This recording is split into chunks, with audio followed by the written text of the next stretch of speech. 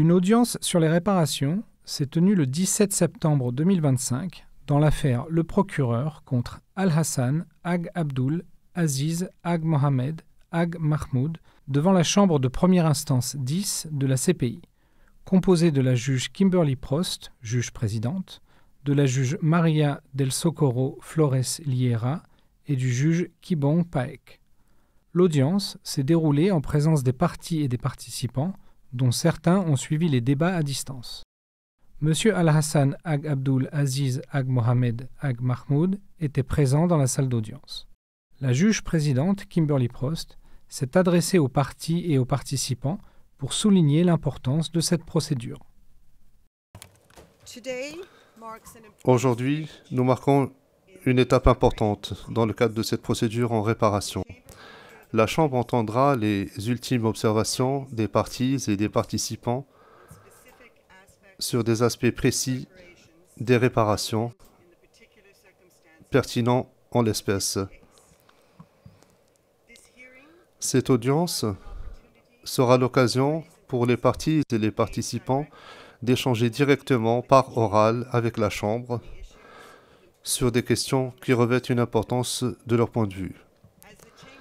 Comme la Chambre a déjà reçu des écritures importantes, des observations exhaustives de la part des participants et des parties, ainsi que d'amicus curiae, le but de cette audience d'aujourd'hui est de donner l'occasion aux parties et participants de mettre en exergue des questions bien précises, de fournir de plus amples informations ou de plus amples détails, si nécessaire, pour préciser certains arguments et pour répondre à des arguments qui ont pu être soulevés dans le cadre des écritures. En particulier, la Chambre considère que nous en sommes à un stade important pour entendre la voix des victimes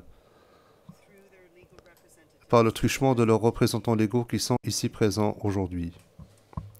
Le 26 juin 2024, la Chambre de première instance 10, à la majorité, a déclaré M. Al-Hassan coupable de crimes contre l'humanité et de crimes de guerre commis entre le 2 avril 2012 et le 29 janvier 2013 à Tombouctou, notamment de torture, de persécution, de traitements cruels et autres actes inhumains, atteinte à la dignité de la personne, de mutilation, de prononcer de condamnation sans jugement préalable par un tribunal régulièrement constitué, assorti de garanties judiciaires indispensables. Il a en revanche été acquitté des charges de crimes de guerre de viol, d'esclavage sexuel et d'attaque contre des biens protégés, ainsi que des crimes contre l'humanité de viol, d'esclavage sexuel et d'autres actes inhumains sous forme de mariage forcé. Le 20 novembre 2024, la Chambre de première instance 10 a condamné M. Al-Hassan à une peine de 10 ans d'emprisonnement.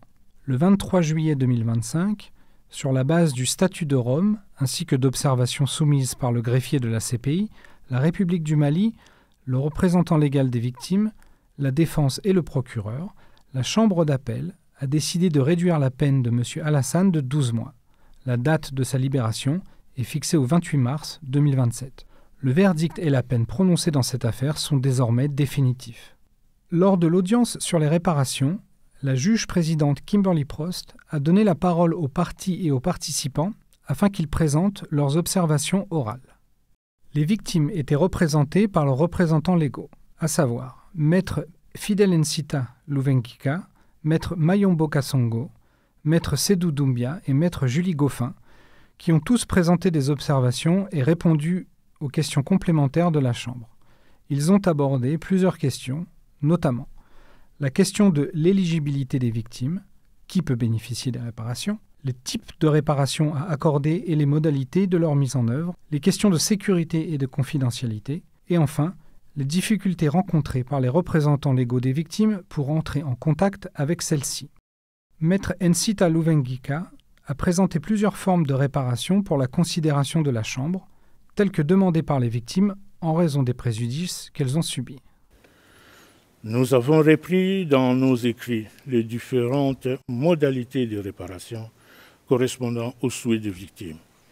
Nous avons considéré que celles-ci pourraient raisonnablement faire partie d'un programme de réparation auquel ces modalités seraient intégrées sous une forme ou une autre. Assez naturellement, lorsqu'une population se retrouve littéralement assommée et immobilisée par un régime de terreur, la relance économique et sociale est d'autant plus importante qu'elle contribue à restaurer le mécanisme de confiance et de collaboration indispensable dans toute communauté.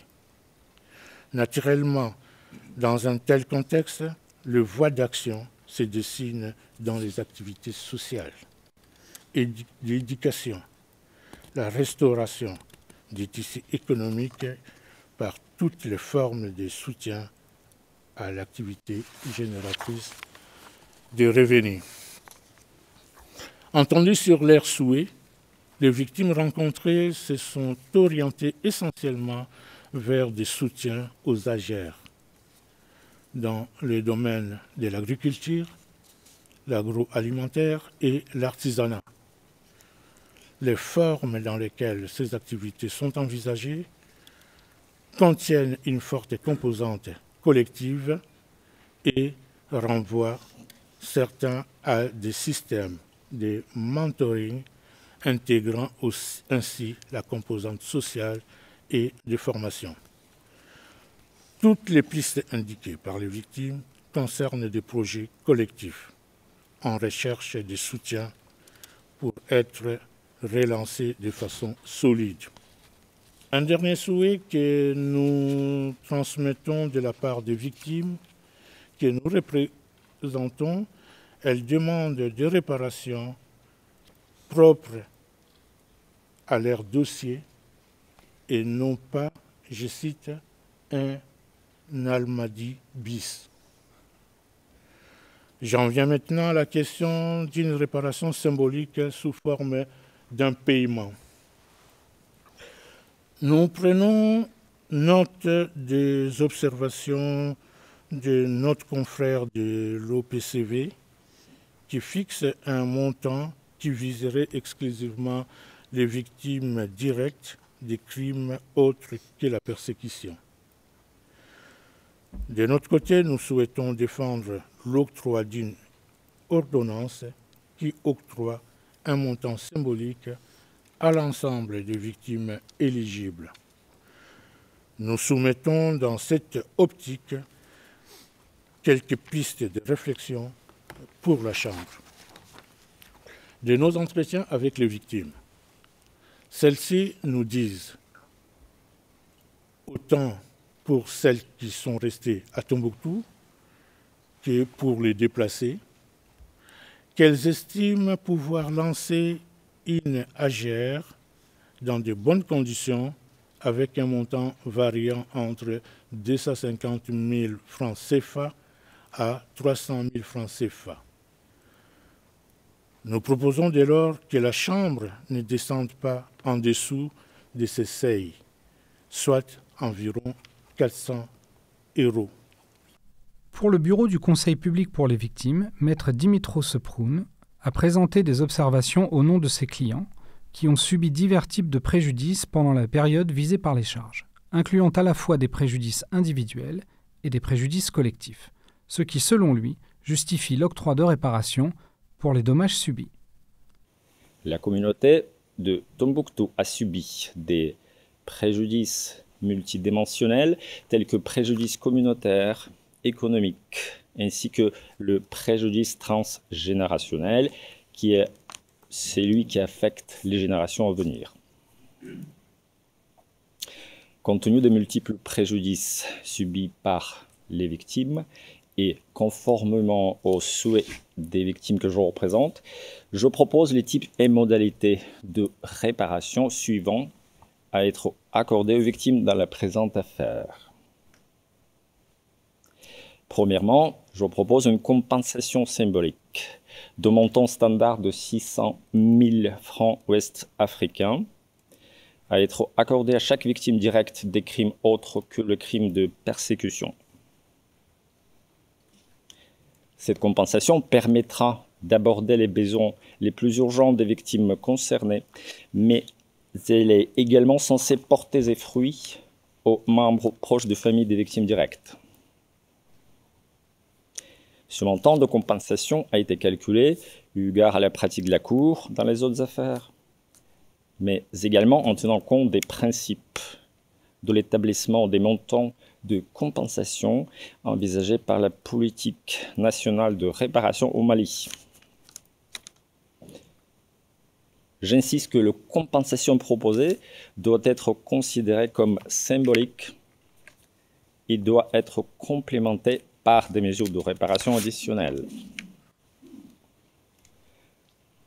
Deuxièmement, je propose des réparations collectives avec des composants individualisés sous forme de mesures de réhabilitation médicale, psychologique et socio-économique. Les substituts du procureur, maître Gilles Dutertre et maître Diane Louping, ont présenté des observations et répondu à des questions supplémentaires concernant les préjudices subis par les victimes, les réparations et leur mise en œuvre. En particulier, maître Dutertre a souligné les préjudices subis par les femmes et les filles durant la période visée par les charges. Monsieur Al-Hassane, ici présent, a été reconnu coupable d'avoir directement participé à la mise en œuvre de la politique de persécution diligentée par Ansar Dine et Haqqmi et d'avoir contribué quotidiennement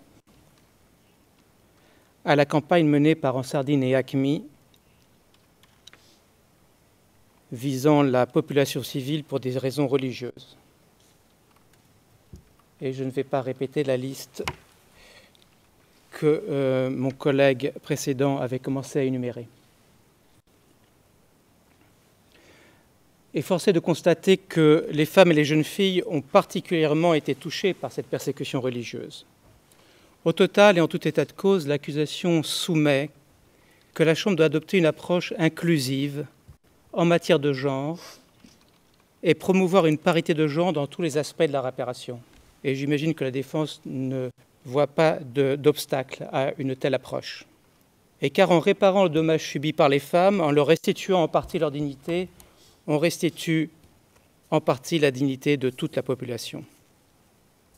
La directrice exécutive du Fonds au profit des victimes, Madame Deborah Ruiz Verduzco, ainsi que la conseillère juridique, Madame Francisca Eckelmans, ont présenté leurs observations et ont répondu aux questions supplémentaires de la Chambre concernant les réparations destinées aux victimes. Madame Ruiz Verduzco a notamment présenté des observations sur le rôle du Fonds au profit des victimes dans le cadre du processus de réparation. Dans nos observations orales, je vais couvrir 4 parties. Premièrement, je ferai des observations sur l'état d'avancement de la procédure, sur le principe relatif aux réparations, ainsi que le coût des réparations et les considérations relatives à l'opérationnalisation et à la faisabilité. S'agissant des coûts, en abordant ce sujet, le Fonds au profit des victimes doit se rappeler de l'état actuel de la procédure. Il s'agit de l'étape de la procédure judiciaire de réparation qui aboutira sur la délivrance d'une ordonnance portant réparation. Par conséquent, nous devons tenir compte de ce qui a été détruit par les crimes commis pour lesquels M. Al-Hassane a été condamné, ainsi que ce qu'il faudra réparer. Et il y a aussi la question des coûts. Évidemment, nous entrons nécessairement dans un processus de négociation parce que le Fonds au profit des victimes est obligé, vous aussi, devons composer avec la tension entre le principe de ce que c'est et la réalité de ce que cela pourrait être. Il faut donc mettre en balance la faisabilité et les objectifs. Pour la défense, Maître Melinda Taylor et Madame Mélissa Beaulieu-L'Huissier ont également présenté les observations et répondu aux questions pertinentes de la Chambre. La défense a abordé plusieurs points, et notamment les excuses présentées par M. Al-Hassane, l'engagement de M. Al-Hassane à soutenir les victimes, une contribution financière de M. Al-Hassane en faveur des victimes, et les réparations et leur impact potentiel sur les communautés. Maître Taylor a spécifiquement abordé le rôle de M. Al-Hassan dans le cadre de la phase de réparation de ce procès. Je parlerai du rôle de M. Al-Hassan et l'identification des victimes. Mon collègue, Maître Balous, discutera des modalités pour un processus juste et non discriminatoire. Nous ferons référence à ces points tour à tour. Nous allons également afficher un document qui peut être affiché pour le public.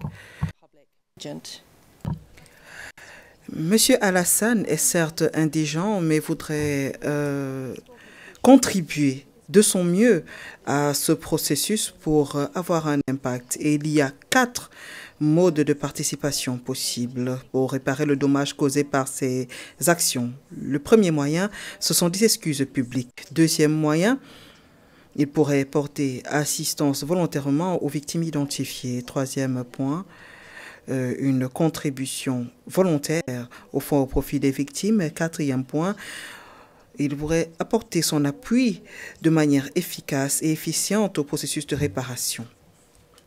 Ce point sera développé par mon collègue. Après leurs observations orales, les parties et les participants ont répondu à une dernière série de questions posées par la Chambre. Une fois toutes les observations et soumissions terminées, la juge présidente a remercié l'ensemble des intervenants avant de lever l'audience. Les juges rendront leur décision sur les réparations après un examen approfondi de ces observations.